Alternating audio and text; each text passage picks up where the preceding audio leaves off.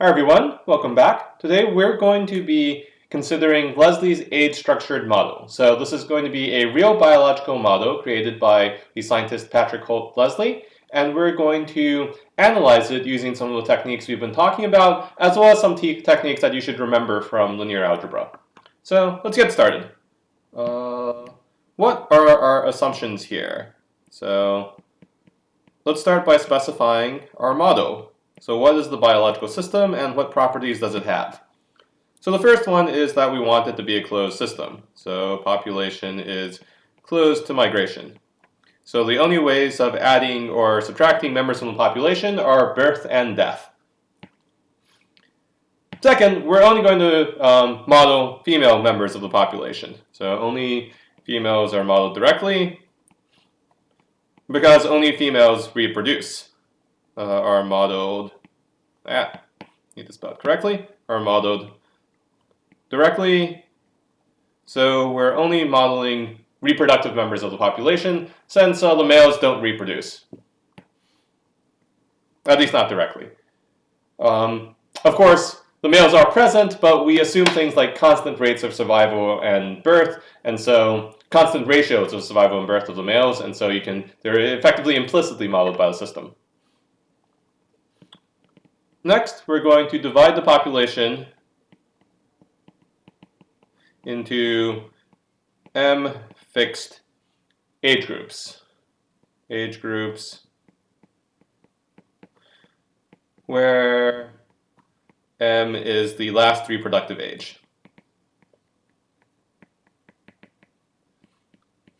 So just like we don't care about male members of the population because they don't directly reproduce, we also no longer model female members of the population once they're old enough that they're no longer reproducing. So this is a model that's really based around just modeling the direct influence of reproductive members of the population, and everything else is implicit. So it's a very simple model, but we have all techniques we need now to analyze it. Next step is just as time goes from t to t plus 1, individuals age one step as well. Individuals age from I to I plus 1. So the interval of time is the same as the age group interval. So these are all constant length intervals. And finally, we have that individuals in the same age group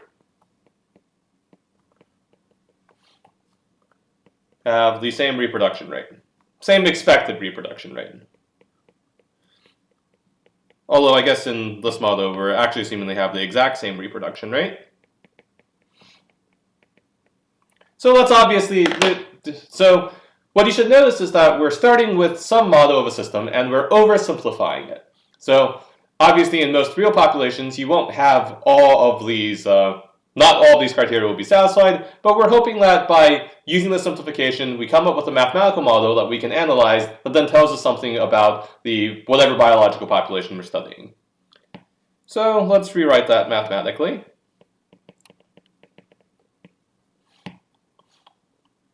Okay, so let's start with some notation. So let's say xi of t is going to be the number of females in the ith age group at time t. In the ith age group at time t. So note that the reason we divided everything up into these fixed size age groups instead of just like measuring people's age continuously is so that we can use difference equations to model it instead of having to go to a differential equation model. We also have a term bi, which is equal to the average number of newborn females produced by a female, by one female in the ith age group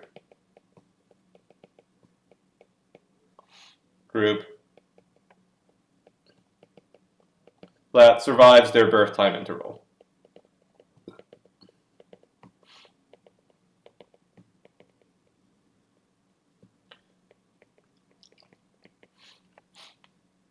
So basically, how many children are born, and we also have to, because we're discretizing time, we're not measuring the fact that they're born until they survive until the end of the time interval in which they're born. And we also have that in another symbol, SI, which is the fraction of survival. So fraction of ith age group that survives until time 1, pi plus 1. Survives until I plus 1th age. Okay, and then what we have is, putting it all together, we have x1 of t plus 1 is equal to the sum over I equal 1 to m of bi xi of t. So basically the number of newborns, the number of people in population age group 1 at the next time step is going to be equal to all the birth rates, the number of newborn females for each female in each of the other age groups summed up together. Oh, what just happened? And we also have that xi of t plus 1, oh sorry, xi plus 1 of t plus 1 at time t plus 1 is equal to the survival rate times xi of t for all I greater than 1. And so you obviously can't be born into a higher age group. And so the only people who are in a higher age group are the people who survived from the previous age group at the previous time, during the previous time interval. And we can rewrite this as a matrix, since we like we like linear systems now. So equivalently, x of t plus 1 is equal to, let me actually move this down a bit, since these vectors are a little bit big. So this is x1 of t plus 1 dot dot dot through xm of t plus 1. And that's equal to some matrix. We'll call this L in a moment. And the top row is b1 through bm. And in the below that, we have, on the locations below the diagonal, we have s1 through sm minus 1, 0. So we have, let me draw that a little bit. So we have the top row, and then we have another submatrix here in the lower right, which is zeros everywhere else. And we also have zeros along the right-hand side. Times, of course, x1 of t through xm of t. And we're going to call this Lx of t.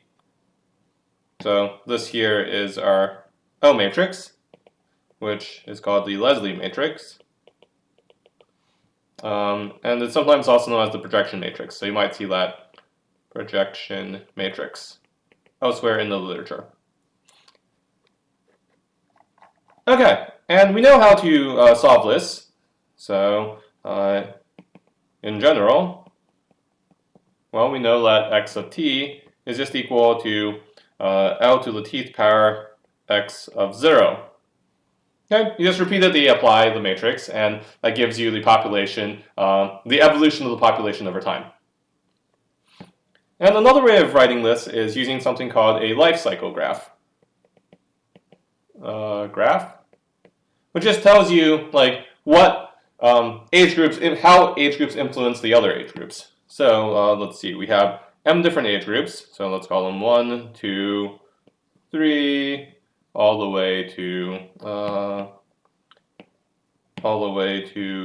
m, and well, from 1 to 2 we have survival rates. So that's S1, S2, S3, and those keep on going until we get to Sm minus 1. And of course, then we have the birth rates. So there are B1 newborns from females after they've survived in time interval 1, and there are B2 here, and this birth rate B3, and of course we have another birth rate Bm. And so this is known as a directed graph or digraph. Okay, so now we've converted a biological problem into a difference equation, matrix, digraph, mathematical model. So we now need to recall some facts from linear algebra to examine its properties. I'm going to go through these a bit quickly since I assume you've seen a lot of this stuff at least once before in linear algebra class. If this is unfamiliar to you, I will go through it a little bit more slowly in the next video per usual. So let's get started. We're going to define a permutation matrix. So a permutation matrix. Actually, let me put that in blue since that's my definition. A permutation matrix P, that's an M by M matrix, has exactly 1, 1 in every row and column, and zeros everywhere else. And when you apply a permutation to a matrix to a vector, it permutes it. When you apply it to a matrix, depending on which side you apply it to, it either permutes the rows or the columns. And just as an important note, you should recall that P transpose P is equal to I. Okay, so now we can define a... I'm going to use a slightly different definition than is in Linda Allen's textbook, just because I think this is a bit nicer mathematically. So we're going to let A be a M by M matrix. A is reducible if there exists a permutation matrix P such that P transpose AP is block diagonal.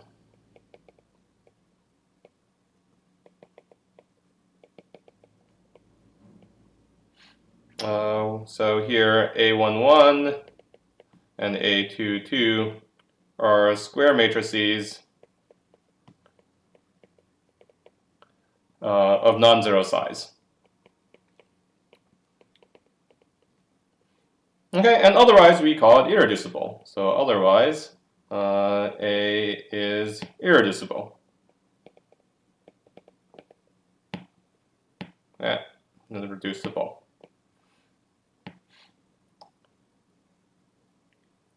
Okay, and let's go ahead and formalize what we did up here with this life cycle graph. So let's define what we mean by that. So we wrote it out, but let's give an explicit direction. So,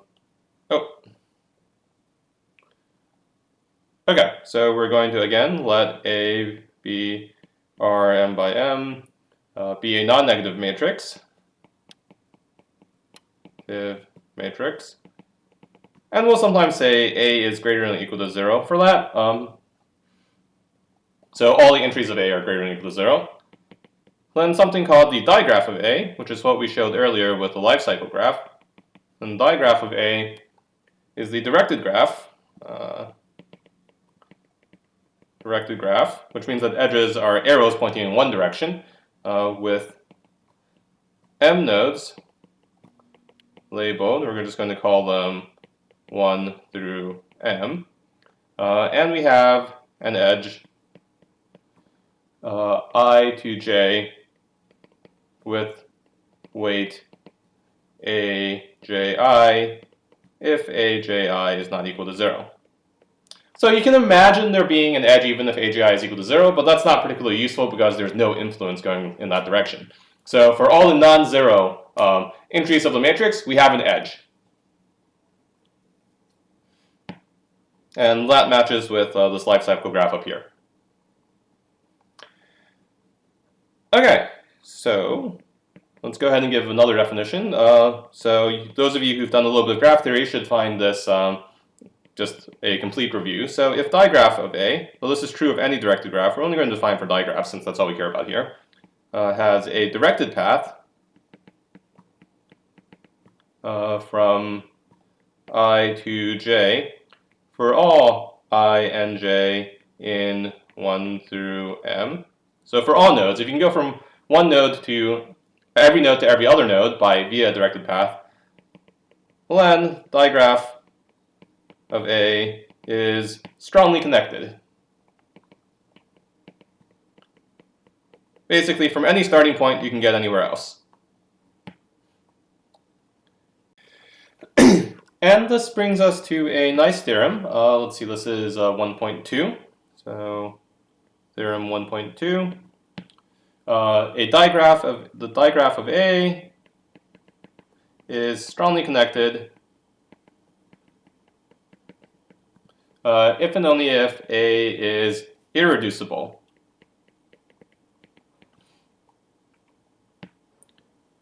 So basically, instead of having to look at the reducibility of a matrix, you can instead just look at the digraph and see if you can get from any one of the states to any one of the other states. Okay, a couple more related theorems. So this is the theorem of Frobenius from linear algebra. So if we just have an irreducible matrix, if A in R to the m by m is irreducible and non-negative, when lambda equal to the spectral radius of A, so the modulus of the maximum eigenvector, so that's strictly positive, is or it's not negative at least, is a dominant eigenvalue of multiplicity 1.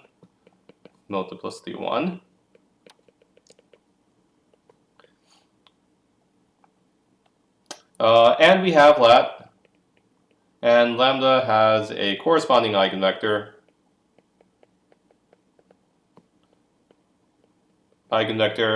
with positive components.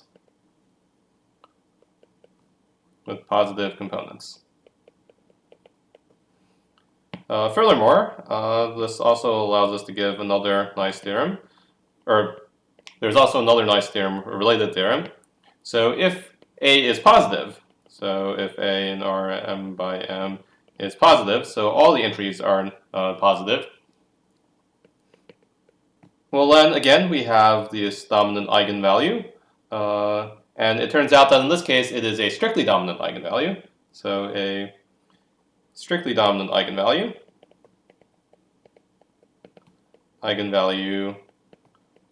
of multiplicity 1.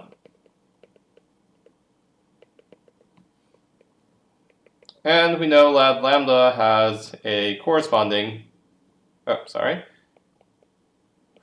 again, same thing, corresponding eigenvector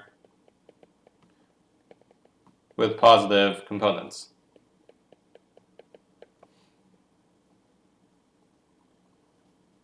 Okay. In order to say something about the Leslie matrix, we're going to define a couple more things, a couple more properties of matrices. We're in particular, if let me write this down. Definition 1.12. We're going to define something called primitivity. So if A in it's an m by m matrix again is irreducible and non-negative, and has h eigenvalues of maximum modulus,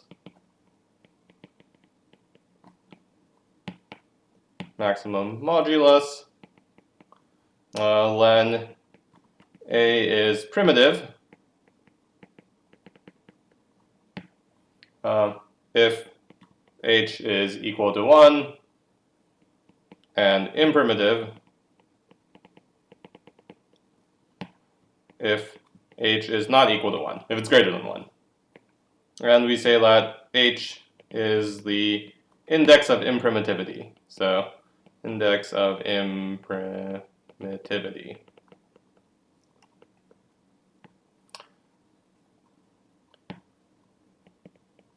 And a nice little theorem is that a non-negative matrix A, non-negative, let me write this way. So again, if A is an m by m matrix and A is greater than or equal to 0,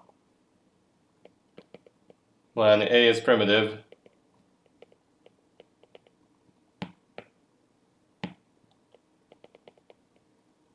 imprimitive. Primitive.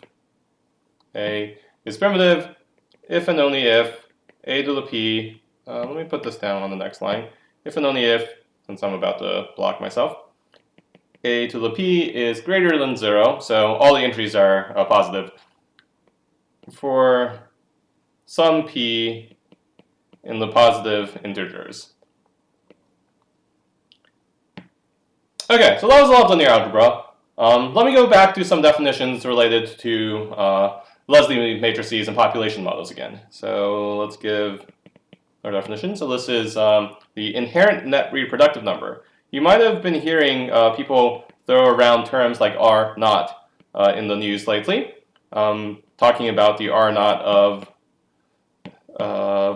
a coronavirus, and this is basically the same definition.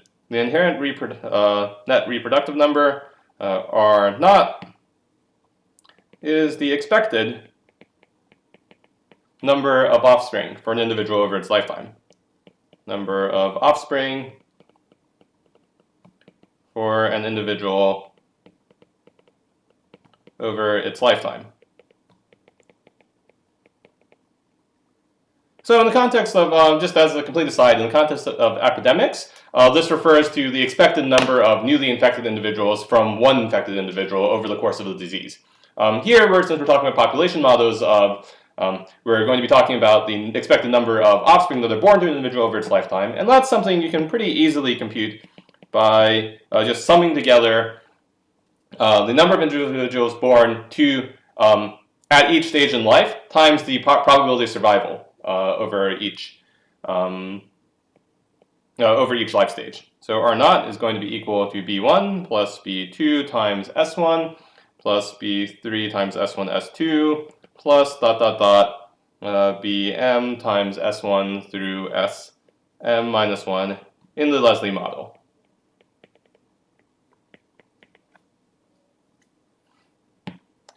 And finally, we have, let's talk a little bit more about the Leslie matrix now. So we've built a ton of machinery up, and now we can finally apply all this machinery to Leslie matrices to understand the Leslie age-structured population model. So let's consider a Leslie matrix L. A Leslie matrix L. Now, if L is irreducible and primitive, then we know that lambda 1 is equal to rho of L, which is greater than 0. Furthermore, we know that lambda 1 is equal to 1 if and only if the reproductive number R naught is equal to 1.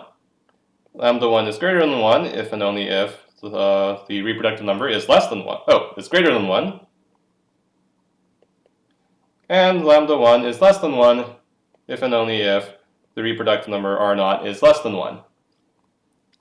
And additionally, we can actually say a little bit more than that. So we know that if it's irreducible and primitive, then we have some, let's see, that was irreducible and primitive. Where was that?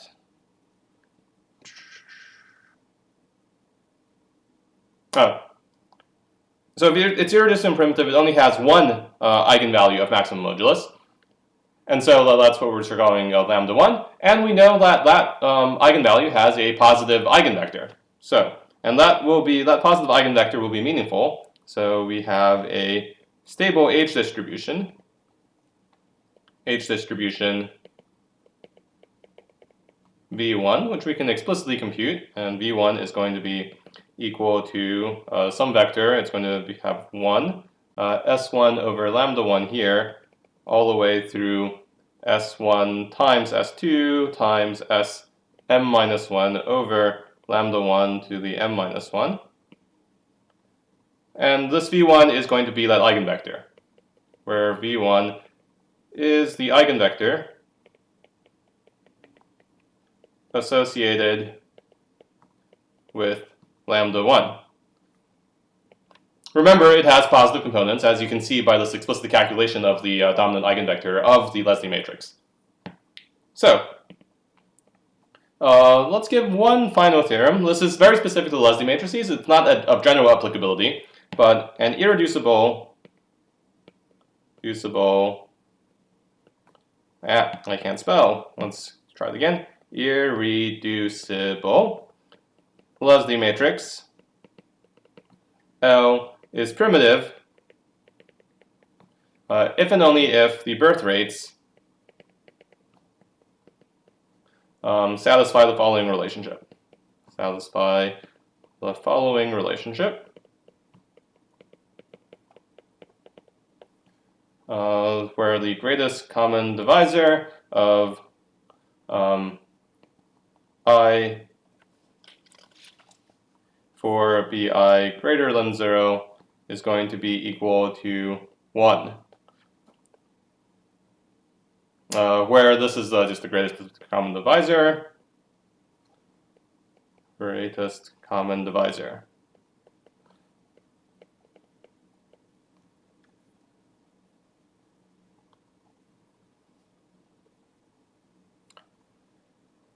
Of all positive birth rates.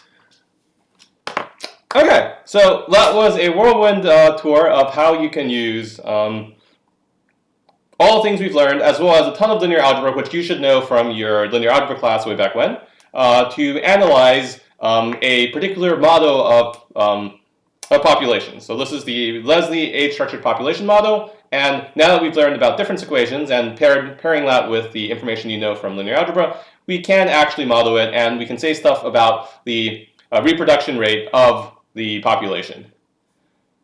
Okay, I think that's all for this video. I will go through all this again a lot more slowly in the next video, so stay tuned.